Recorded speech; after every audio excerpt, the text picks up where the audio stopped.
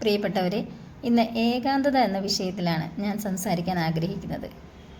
ഏകാന്തത എന്നത് മനുഷ്യജീവിതത്തിൻ്റെ ഏറ്റവും പഴക്കമുള്ള കൂട്ടുകാരനാണ്. ജനക്കൂട്ടത്തിനിടയിലും ആരവങ്ങൾക്കിടയിലും ഒരു മനുഷ്യൻ തനിച്ചാവുന്ന നിമിഷങ്ങളുണ്ട്, ഇല്ലേ? അതൊരു ശാപമാണോ അനുഗ്രഹമാണോ?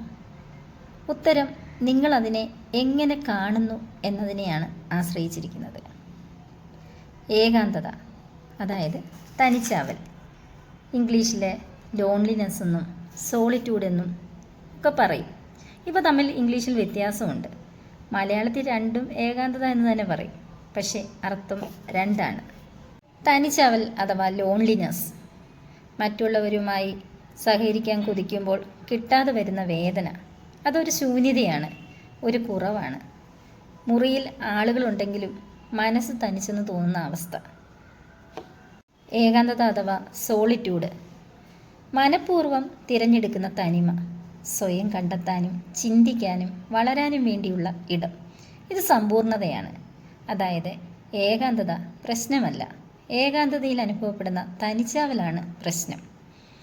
ആധുനിക കാലത്തെ ഏകാന്തത, ലോകം ഇത്രയധികം കണക്റ്റഡ് ആയിട്ടും മനുഷ്യൻ ഇത്രയധികം തനിച്ചായ ഒരു കാലം വേറെയില്ല. സോഷ്യൽ മീഡിയയിൽ 1000 ഫ്രണ്ട്സ് ഉള്ളവർ രാത്രി സംസാരിക്കുവാൻ ഒരാളില്ലാതെ ഉറങ്ങുന്നു. ഫോണിൽ നോട്ടിഫിക്കേഷനുകൾ നിറയുമ്പോഴും മനസ്സിലെ ഇൻബോക്സ് ശൂന്യമാണല്ലേ? നമ്മൾ ശബ്ദങ്ങളെ ഭയക്കുന്നു. നിശബ്ദത വന്നാൽ സ്വന്തം ചിന്തകൾ കേൾക്കേണ്ടി വരും, സ്വന്തം ചോദ്യങ്ങളെ നേരിടേണ്ടി വരും. അതുകൊണ്ട് നിരന്തരം റീൽസ് സ്ക്രോൾ ചെയ്യുന്നു, പാട്ട് വയ്ക്കുന്നു, സംസാരിച്ചുകൊണ്ടേയിരിക്കുന്നു. ഏകാന്തതയെ ഒഴിവാക്കാൻ നോക്കുമ്പോൾ നമ്മൾ സ്വത്വത്തെയാണ് ഒഴിവാക്കുന്നത്. ഏകാന്തതയുടെ വരദാനങ്ങൾ എന്തൊക്കെയാണെന്ന് നോക്കിയാലോ? ചരിത്രത്തിലെ ഏറ്റവും വലിയ കണ്ടുപിടുത്തങ്ങളും കവിതകളും ദർശനങ്ങളും പിറന്നത് ഏകാന്തതയിലാണ്. ബുദ്ധൻ ബോധി മരച്ചൂട്ടിൽ തനിച്ചിരുന്നപ്പോഴാണ് ജ്ഞാനം നേടിയത്. ന്യൂട്ടൻ്റെ തലയിൽ ആപ്പിൾ വീണത് അദ്ദേഹം തോട്ടത്തിൽ തനിച്ചിരിക്കുമ്പോഴാണ്. ഏകാന്തത തരുന്ന 3 വലിയ സമ്മാനങ്ങൾ എന്തൊക്കെയാണെന്ന് അറിയാവോ? 1. സ്വയം അറിയൽ. ബഹളങ്ങൾ മാറുമ്പോഴേ നമ്മുടെ യഥാർത്ഥ ശബ്ദം കേൾക്കൂ. നമ്മൾ എന്താഗ്രഹിക്കുന്നു, എന്തിനെ ഭയക്കുന്നു എന്ന് തിരിച്ചറിയാൻ ഏകാന്തത വേണം. 2. സർഗാത്മകത.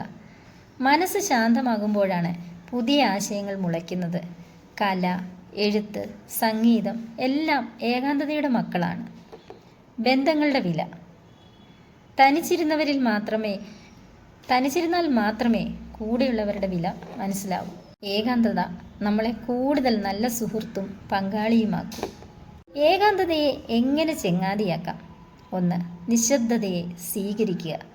ദിവസം 10 മിനിറ്റ് ഫോണും എല്ലാം മാറ്റി വെറുതെ ഇരിക്കുക.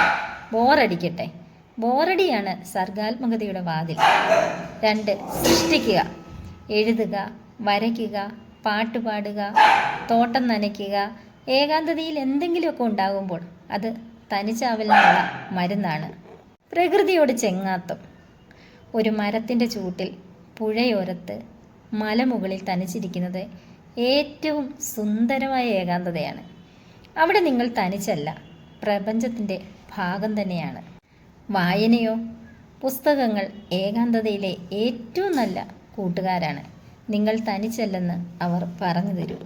ശ്രദ്ധിക്കുക, ഏകാന്തത ഒരു തടവറയല്ല, അതൊരു ആകാശമാണ്. അതിൽ നമുക്ക് തളച്ചിടപ്പെടാം, അല്ലെങ്കിൽ പറന്നുയരാം. തിരഞ്ഞെടുപ്പ് നമ്മളുടേത് മാത്രമാണ്.